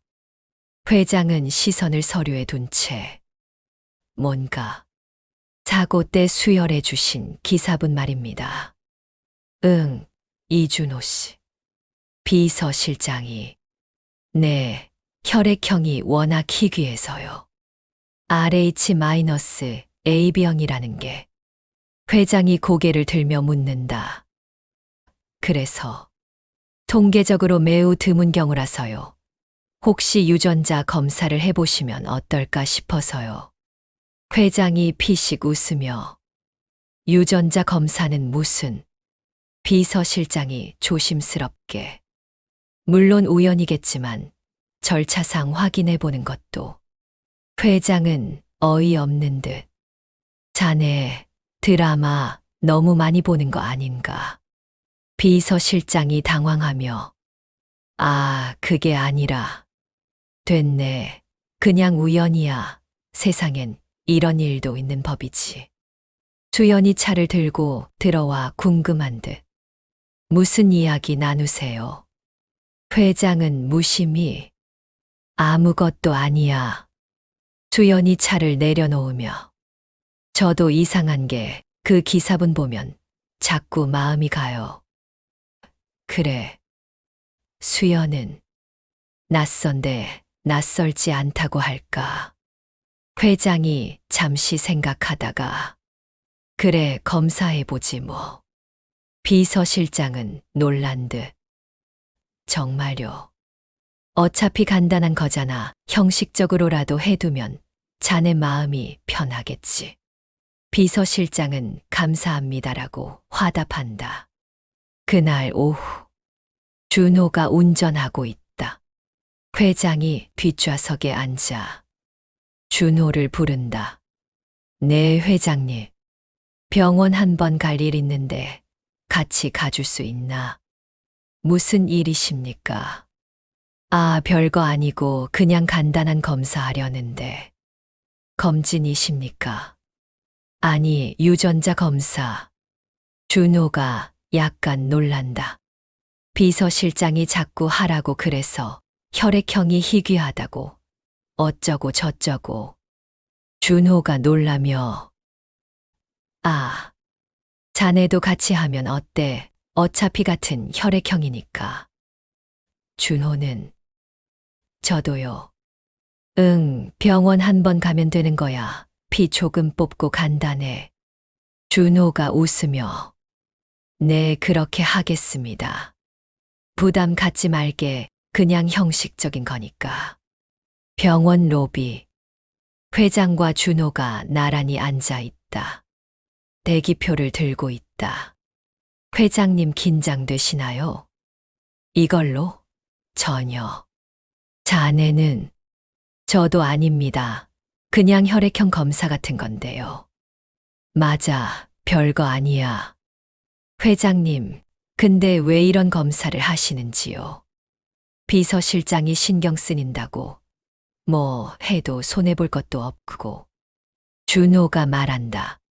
그렇긴 하죠. 간호사가 서류를 들고 온다. 김태준 회장님, 이준호니. 회장과 준호는 동시에 네. 간호사가 신분증 확인 부탁드립니다. 준호가 신분증을 건네며 여기요. 서류 작성해 주시면 됩니다. 간단해요. 회장이 서류를 받으며 이건가요? 네, 체크만 몇 개 해주시면 돼요. 체혈실. 준호가 먼저 체혈받고 있다. 회장은 옆 의자에 앉아 있다. 의사가 따끔할 수 있어요. 준호는 괜찮습니다. 의사는 체혈을 마치며 다 됐습니다. 준호가 솜으로 누르며 별거 아니네요. 회장은 내 차례인가? 네, 여기 앉으세요. 회장이 자리를 바꾸고 준호는 창밖을 본다. 회장은 언제 결과 나오나요? 의사는 회장님께 일주일 정도 걸립니다. 그렇게 오래? 의사가 설명하며 유전자 분석이라서요. 하지만 급한 건 아니시죠. 급할 건 없지. 그럼 결과 나오는 대로 바로 연락드리겠습니다. 회장은 알겠다고 하며 병원을 나온다. 병원 입구. 비가 내리고 있다. 회장이 우산을 펴고 준호는 그냥 서 있다. 비를 맞고 있는 준호를 보며 우산은 없나라고 하자 준호는 괜찮습니다 라고 한다. 회장이 같이 쓰지. 준호가 웃으며 전 비 맞는 거 좋아합니다.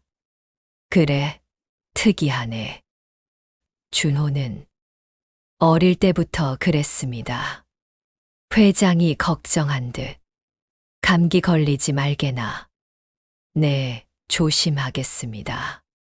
두 사람은 각자의 방향으로 걷는다. 일주일 후 회장 집무실. 비서실장이 봉투를 들고 들어온다. 회장님, 병원에서 서류 왔습니다. 회장은 시선을 컴퓨터에 두고 묻는다.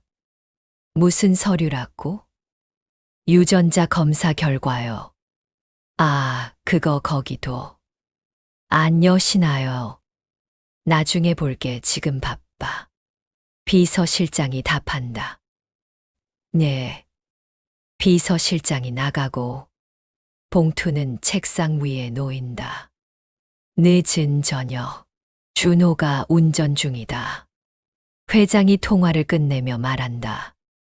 피곤하네. 많이 바쁘셨나 봅니다. 회장은 그나저나 검사 결과 나왔대. 아, 그거요. 응, 근데 아직 안 봤어.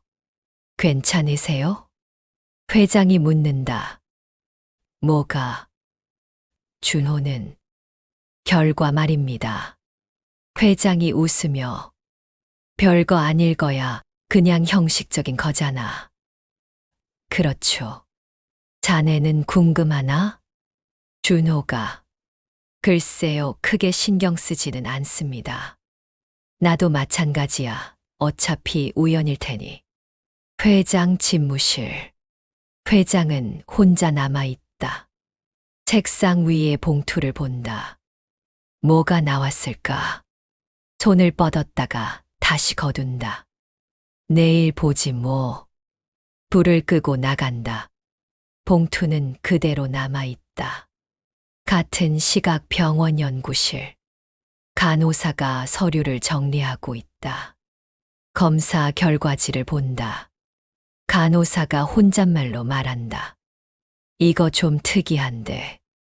잠시 망설이다가 서류를 파일에 넣는다. 뭐 의사가 알아서 설명하겠지. 다음 날 아침, 준호가 운전하고 회장이 신문을 본다. 회장이 밖을 보며 오늘 날씨 참 좋다. 네, 청명합니다. 회장이 아, 그 검사 결과. 바빠서 나는 아직 못 봤는데 자네는? 저도 연락 못 받았습니다. 회장도 대수롭지 않은 듯.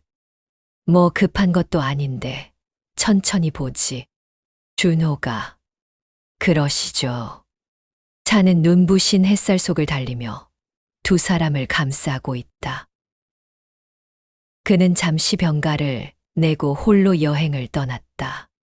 그동안 쌓인 피로와 마음의 무게를 내려놓고 싶었다. 이번 시간만큼은 자신을 위해 써보고 싶었다. 멀리 떠나는 길, 창문 밖 풍경이 천천히 스쳐가며 산과 들이 이어지고 부드러운 바람이 얼굴을 스쳤다.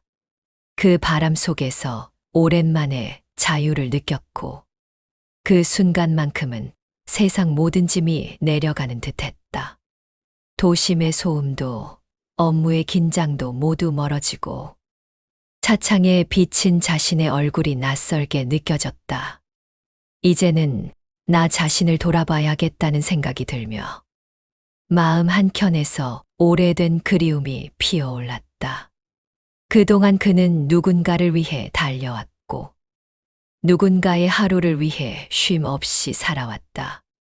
하지만 정작 자신에게는 단 한 번도 쉼을 허락하지 못했고 그 사실이 문득 마음을 아프게 했다. 이번 여행은 자신에게 주는 작은 선물이었고 새벽 공기를 들이마시며 눈을 감는 순간 바람 속의 냄새가 마음 깊은 곳으로 스며들며 조용히 다짐했다. 이제는 조금은 나를 위해 살아야겠다고. 버스 창가에 앉아 그는 천천히 지나가는 풍경을 바라봤다. 봄이 끝나고 여름이 다가오며 들판에는 초록빛이 짙어졌고 멀리서 새들이 낮게 날았다. 그는 미소를 지었다. 이렇게 평범한 풍경이 이토록 따뜻하게 느껴질 줄은 몰랐다. 휴대전화 진동이 울렸지만 그는 화면을 잠시 바라보다가 통화를 받지 않았다. 지금만큼은 아무 생각도 하고 싶지 않았다. 그저 창밖의 세상을 바라보며 마음속에 잠들어 있던 평화를 조금이라도 느껴보고 싶었다. 차가 잠시 멈추자 그는 창문을 열었다. 시골길 냄새가 코끝에 스며들며 가슴 속 깊이까지 맑은 공기가 들어왔다. 그는 깊게 숨을 들이마시며 오랜만에 찾아온 평온함을 느꼈다. 그는 마음속으로 다짐했다. 이 여행이 끝나면 다시 시작하자. 이번엔 조금 더 여유롭게 그리고 조금 더 따뜻하게. 하늘을 올려다보니 푸른 하늘 아래 하얀 구름이 천천히 흘러가고 있었다. 그는 조용히 미소 지으며 가슴 깊은 곳에 묵혀있던 무언가가 서서히 풀려나가는 걸 느꼈다. 이제 괜찮을 것 같았다. 아주 오랜만에 진심으로 편안한 숨을 내쉬었다. 기사 이준호가 병가를 내고 떠난 후 회장은 바쁜 일정에 쫓겨 그 봉투를 열지 못했다. 책상 위에 놓인 하얀 봉투는 며칠 동안 그대로 있었다. 회장은 여러 번 손을 뻗었다가 다시 거두곤 했다. 마음 한켠에서는 이유를 알 수 없는 두려움이 일었다. 비서가 조심스럽게 결과가 나왔다고 보고했지만 회장은 이따가 보겠다며 미뤘다. 그렇게 또 하루가 지나갔다. 그 사이 준호는 조용한 강원도 산속 펜션에서 혼자 시간을 보내고 있었다. 그는 몰랐다. 그 사이 자신의 인생을 바꿀 결과가 나왔다는 것을. 며칠 후 늦은 밤, 회장은 홀로 남아 서류를 정리하고 있었다. 책상 한켠의 봉투가 눈에 들어왔다.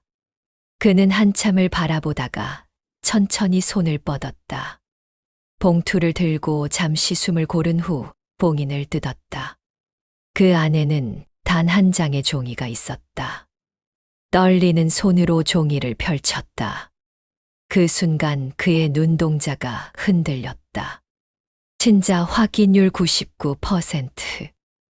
그 글자를 보는 순간 손끝이 떨렸고 숨이 막혔다. 그는 한동안 말을 잃었다. 심장이 요동쳤다. 서류 위에 이름 이준호. 그 이름이 머릿속을 가득 채웠다. 시야는 흐려지고 눈물이 떨어졌다. 그날 밤 회장은 잠을 이루지 못했다. 책상 위에 올려둔 사진을 바라보았다.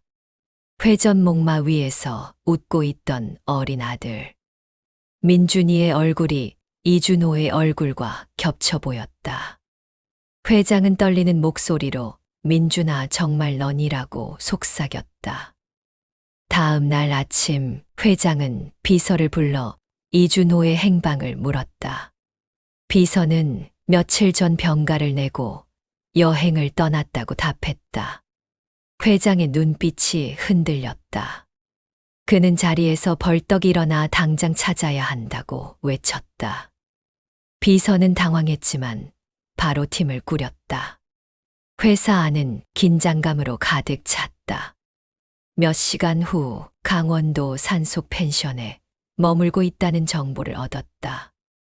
회장은 곧장 차를 준비하라고 명령했다. 비서가 회장의 회복이 완전하지 않으니 쉬어야 한다고 말렸지만 회장은 단호히 거절했다. 이번엔 꼭 자신이 가야 한다고 말했다. 그 시각 준호는 산속 고요한 숲길을 따라 천천히 걷고 있었다. 비가 내리고 안개가 자욱했다. 이상하게 요즘 회장님이 자꾸 생각난다고 혼잣말을 했다. 마치 무언가 말하지 못한 이야기가 있는 것 같았다. 그는 숲속 벤치에 앉아 잿빛 하늘을 바라봤다. 바람이 불었고 그 바람 속에서 이상한 예감이 스쳤다. 준호는 눈을 감고 아버지라는 말을 한 번쯤은 해보고 싶었다고 속삭였다. 잠시 후 빗물이 거세졌다. 비에 젖은 바위 위를 조심스레 걷던 그 순간 발이 미끄러졌다. 그의 몸이 그대로 아래로 굴러떨어졌다. 머리가 바위에 부딪히는 둔탁한 소리와 함께 의식을 잃었다. 숲속에는 빗소리만 남았다. 그는 바닥에 쓰러진 채 미동도 없었다. 손에는 작은 시계가 쥐어져 있었다. 깨진 유리 너머로 새겨진 글자. 김민준, 그 이름이 희미하게 보였다. 몇 시간이 지나서야 등산객이 그를 발견했다. 피투성이가 된 채 쓰러져 있는 청년. 구급차가 도착했고 그는 응급실로 옮겨졌다. 의료진은 다급하게 움직이며 출혈이 심하고 혈압이 떨어진다고 외쳤다. 그 소식은 곧 본사로 전달됐다. 비서가 회장에게 달려와 준호 씨가 사고를 당했다고 보고했다. 회장은 아무 말도 하지 못했다. 손에 들고 있던 커피잔이 바닥에 떨어져 산산조각 났다. 회장은 곧바로 모든 일정을 취소했다. 비서가 다시 한번 몸을 쉬어야 한다고 말렸지만 회장은 고개를 저으며 외쳤다. 그 아이가 내 아들이다. 내가 가야 한다고 말했다. 차량이 병원으로 달렸다. 빗줄기가 거세졌다. 회장은 손에 사진을 꼭 쥔 채 떨리는 목소리로 속삭였다. 민준아, 제발 버텨다오. 이번엔 내가 너를 찾아갈게. 병원에 도착하자 회장은 곧장 응급실로 달려갔다. 간호사가 수술 중이라며 막아섰다. 회장은 그 자리에 무너졌다. 두 손으로 얼굴을 가리며 흐느꼈다. 수술실 문에 붉은 불빛이 켜졌다. 유리창 너머로 의료진이 분주하게 움직였다. 회장은 벽에 기댄 채 제발 이번엔 놓치지 않게 해달라고 중얼거렸다. 복도에는 심장 모니터 소리만 울렸다. 비.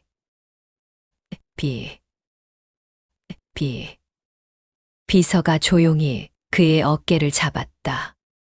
회장은 고개를 숙인 채 말했다. 내가 너무 늦었다. 눈을 감자 눈물이 고여 손등을 적셨다. 긴 시간이 흘렀다. 수술실 문이 열렸다. 의사가 나와 환자의 의식이 돌아온다고 말했다. 그 순간 회장은 그 자리에 주저앉았다. 눈물이 터져 나왔다. 회장은 두 손을 모으며 고맙다고 거듭 말했다. 목소리가 떨렸다. 문 너머로 희미한 숨소리가 들렸다. 회장은 병실 문 앞에서 한참을 망설였다. 차가운 문고리를 잡은 손이 심하게 떨렸다. 심장이 터질 듯 뛰었다. 숨을 깊이 들이마신 그는 천천히 문을 열었다. 삐걱 하얀 불빛이 눈을 찔렀다. 침대 위에 누운 준호가 보였다. 산소 마스크 너머로 보이는 그 얼굴. 회장의 다리가 풀렸다. 털썩 바닥에 주저앉은 그는 온몸을 떨었다. 그 얼굴, 너무나 익숙한 얼굴이었다. 오랜 세월 단 한순간도 잊을 수 없었던 그 얼굴. 30년 전 사고로 잃어버린 아들 민준과 똑같은 얼굴이었다. 같은 눈매, 같은 코선, 같은 입술. 심지어 잘 때 미소 짓는 모습까지도 똑같았다. 회장의 입술이 파르르 떨렸다. 목이 메어왔다. 내 아들아. 그의 목소리는 낮게 갈라졌다. 미안하다. 정말 미안하다. 아버지가 너를 지켜주지 못해서 미안하다. 너를 잃어버리고 평생 찾아 헤맸단다.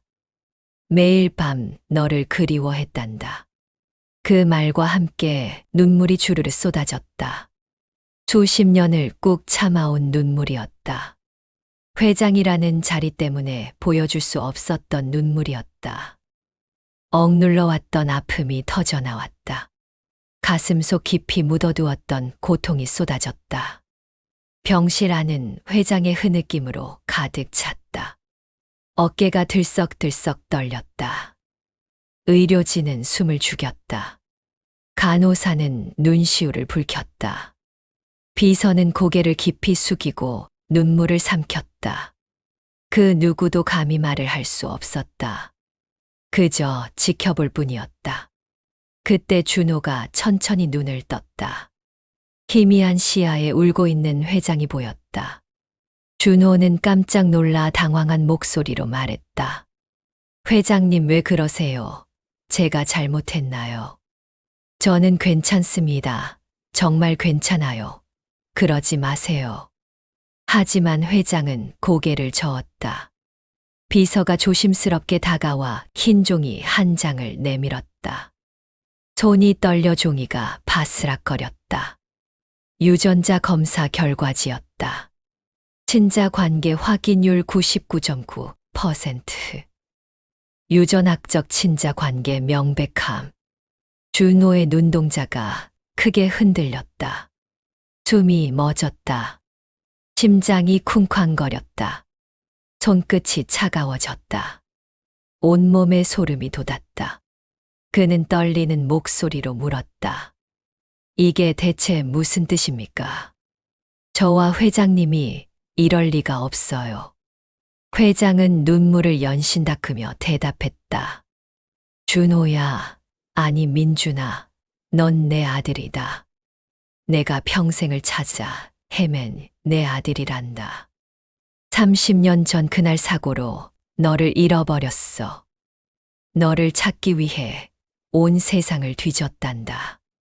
하지만 찾을 수 없었어. 그런데 하늘이 너를 다시 내게 돌려보내 주셨구나. 준호는 말을 잃었다. 머릿속이 하얘졌다. 눈물이 주르르 흘러내렸다.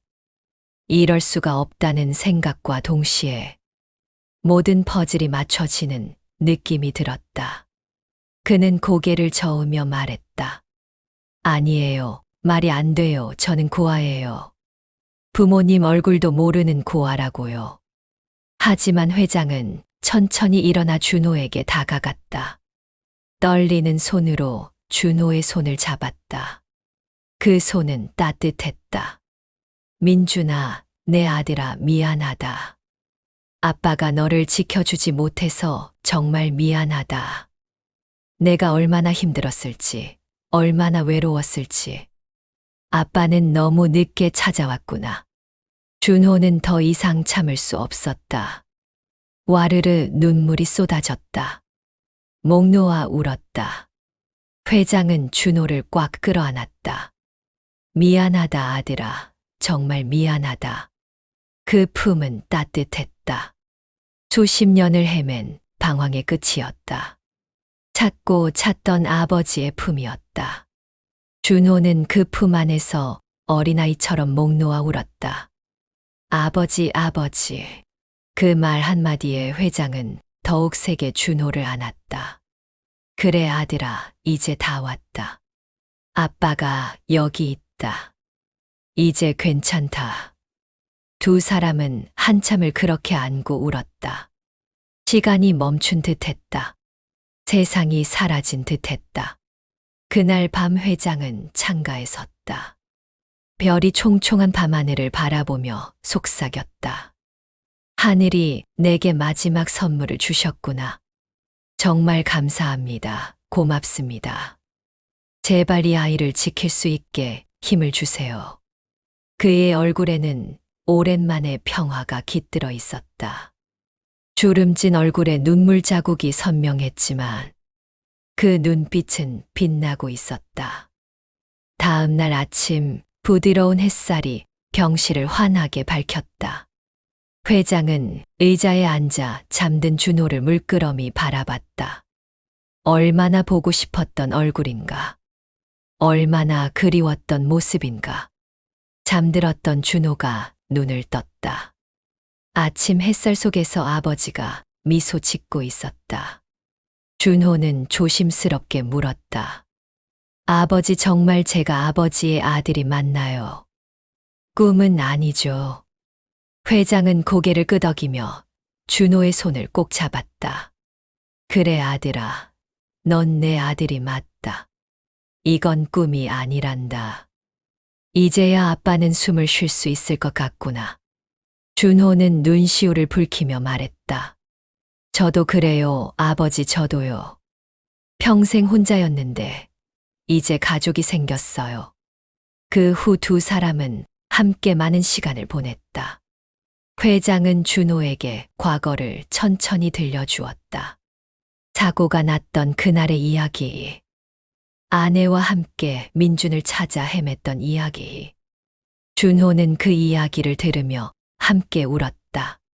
그리고 말했다. 아버지, 이제 그만 아파하세요. 이제 우리 함께 있잖아요. 앞으로 계속 함께 있을 거예요. 회장은 고개를 끄덕이며 아들의 손을 꼭 잡았다. 그렇지, 우리 이제 함께 있으면 되는 거지. 퇴원 후 두 사람은 새로운 삶을 시작했다. 회장은 준호를 세상에 소개했다. 이 청년은 제 아들입니다. 30년 만에 찾은 제 아들입니다. 사람들은 놀라워했고 축하해 주었다. 두 사람은 주말마다 고아원을 찾았다. 준호가 제안한 일이었다. 아버지, 저처럼 가족이 없는 아이들을 도와주고 싶어요. 회장은 환하게 웃으며 고개를 끄덕였다. 좋은 생각이다. 우리 함께 하자. 고아원에서 준호는 아이들에게 따뜻한 음식을 나눠주었다. 회장은 그 모습을 흐뭇하게 바라보며 함께 웃었다. 아이들이 웃을 때마다 두 사람은 서로를 바라봤다. 그 웃음 속에는 닮은 따뜻함이 있었다. 사랑은 그렇게 퍼져나갔다. 어느 토요일, 한 꼬마 아이가 준호의 옷자락을 잡으며 물었다. 준호 형은 진짜 저 회장님의 아들이에요. 회장은 무릎을 꿇고 아이의 눈높이에 맞춰 환하게 웃으며 대답했다. 그래, 이 세상에 단 하나뿐인 내 소중한 아들이지. 그 말에 준호는 고개를 돌려 눈물을 훔쳤다. 그 웃음은 눈물보다 빛났다. 아이들은 두 사람을 보며 말했다. 우리도 저렇게 가족이 생기면 좋겠다. 회장과 준호는 서로를 바라보며 고개를 끄덕였다. 봄이 오자 두 사람은 고아원 마당에 함께 나무를 심었다. 회장은 삽을 들고 땅을 파며 말했다. 이 나무가 무럭무럭 자라면 언젠가 누군가에게 시원한 그늘이 되어주겠지. 준호는 고개를 끄덕이며 미소 지었다. 그늘이 아니라 따뜻한 햇살이 될 거예요. 이 아이들에게 희망의 빛이 될 거예요. 회장은 웃으며 아들의 어깨를 토닥였다. 내 말이 맞다. 우리가 심은 이 나무처럼 사랑도 자라는 거란다. 함께 흙을 덮으며 두 사람은 웃었다. 저녁이 되면 두 사람은 늘 같은 하늘을 올려다봤다. 회장은 별을 바라보며 속삭였다. 하나님 감사합니다. 우리 아들을 찾게 해주셔서 정말 감사합니다. 민준아 정말 미안하구나. 이제 아빠는 죽어도 여한이 없단다. 준호는 아버지의 어깨에 머리를 기대며 조용히 눈을 감았다. 회장은 준호의 머리를 쓰다듬으며 말했다. 민준아 아빠는 이제 두렵지 않단다. 내가 곁에 있으니 이제 아무것도 무섭지 않아. 바람이 부드럽게 불었다. 그 후로 두 사람은 더 많은 봉사를 이어갔다. 병원을 찾아 환자들을 위로했고, 양로원에서 어르신들과 시간을 보냈다. 누군가의 아픔에 귀를 기울였고, 그 마음으로 세상을 품었다. 사람들은 그들을 보며 말했다. 저것이 진짜 가족이구나. 피보다 진한 인연이란 바로 저런 거야. 돈이 많아서 행복한 게 아니라 병실 안에는 잔잔한 행복이 퍼져 있었다. 사랑이 있어서 행복한 거구나. 밤이 되면 회장은 늘 미소 지었다. 준호는 그 옆에서 조용히 기도했다. 하늘은 언제나 그들을 지켜보고 있었다. 1년이 흘렀다. 준호는 회장의 곁에서 회사 일도 배우기 시작했다. 하지만 두 사람에게 가장 중요한 것은 여전히 봉사였다. 매 주말 고아원을 찾았고 아이들과 함께 웃었다. 어느 날 한 아이가 말했다. 저도 나중에 커서 준호 형처럼 착한 사람이 될래요. 회장님처럼 멋진 어른이 될래요. 그 말에 회장과 준호는 눈시울을 붉혔다. 사랑은 때로 아주 먼 길을 돌아오지만 결국 가장 따뜻한 곳으로 돌아온다. 그것이 인연이고 그것이 가족이다. 상처는 아물고 고통은 희망이 되었다. 아버지와 아들, 그리고 사랑이라는 이름으로 이 이야기는 그렇게 아름답게 이어진다. 오늘의 이야기가 당신의 마음 깊이 닿았다면 구독과 좋아요로 인생 사연 여행을 응원해 주세요. 당신의 하루에 따뜻한 감동 한 줄을 전합니다. 다음 이야기에서 또 만나요.